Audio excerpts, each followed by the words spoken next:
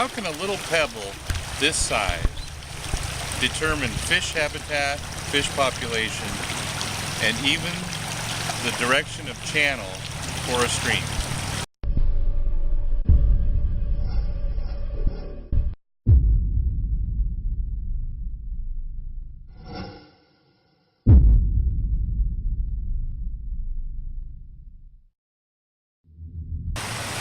My name is Joe Babinski.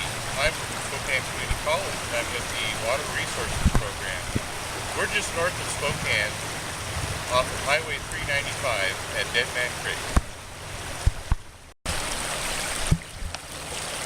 In this part of the video, we're going to show you how to do a Wolman Pebble Count. And the Wolman Pebble Count helps you to determine stream classification and the types of habitat for fish. Hey Aaron, it's Brad Thomas and Joe Babinski. We're out at Dead Man Creek off of 395 up north. We're just about 100 feet west of the bridge. And we're just letting you know that we're out here for about 2 more hours just to let you know where we're at.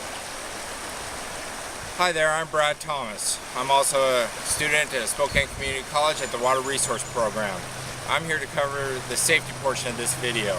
First off, you always want to make sure you let somebody know where you're at and how long you're going to be there, just in case something goes wrong, somebody can come find you pretty quickly. Secondly, always make sure you have a life jacket, preferably a Coast Guard approved one. Third, make sure that the site you're at doesn't have a high discharge or fast moving water. In case if there is, you always want to make sure you have self-recovery points wherever they may be, whether that be on the left bank or right bank. Now we're going to cover the preferred equipment that you should take out to the field with you. First off is your life jacket. Secondly would be either chest or hip waders. Thirdly would be the Rosgen classification card. Also you would need the Rosgen Pebble Count data sheet. The most accurate way to perform a Wolman Pebble Count is to choose a cross-section at random. You want to find 30% of the pebbles in a pool and 70% in a riffle. Overall, you want to count a total of 100 pebbles. The cross-section where we're collecting data right now is approximately 40 feet. We want to do 10 counts on this cross-section. Therefore, each time we count, we will do 4 steps. The pebble count for this cross-section starts right at the edge of water. I've stepped out about 4 feet from the edge, and now I kneel down and I grab at my heel without looking and bring up the first pebble my fingers find. With this centimeter chart, I hold the pebble against it to classify size.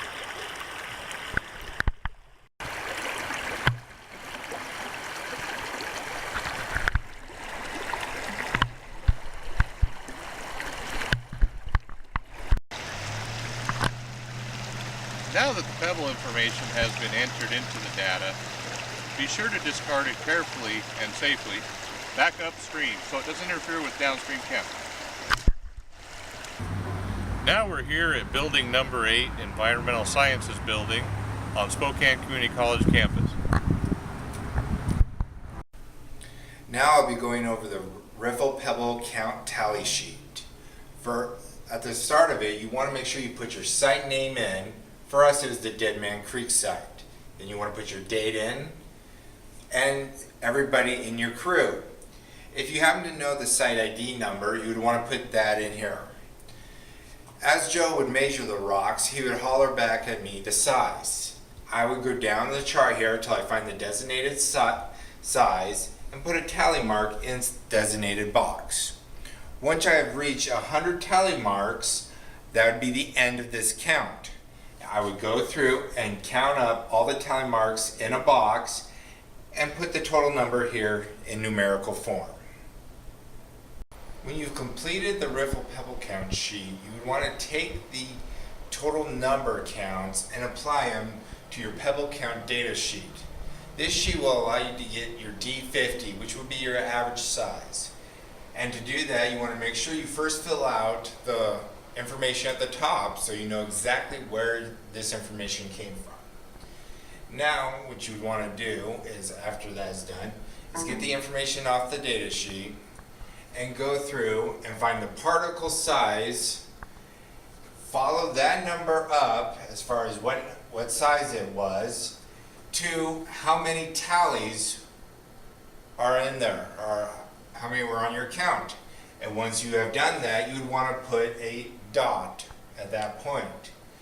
And once you have completed all of them, you would go to your 50% line, go across, and wherever your transecting line crosses it, that size number would be your D50. Once you've calculated your D50, you want to see where that falls under in the categories above. And once you've found out what category it is, you want to apply it to the y-axis to figure out your stream type. Now, your best bet is to circle the y-axis where it falls under. Then you would look to see how the stream has cut into the riverbed. And you would apply your x-axis to your y to create your stream type.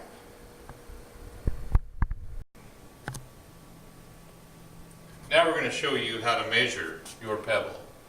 There's an X, Y, and Z axis. The X is the widest part of the pebble. At that portion you would measure for the width. The Y axis is the longest. As for the Z, that's basically the thickness of the pebble being measured, and that would be across this section. Now, to be perfectly clear, the only portion to be measured with your laminated card is this portion right here, the widest part of the pebble.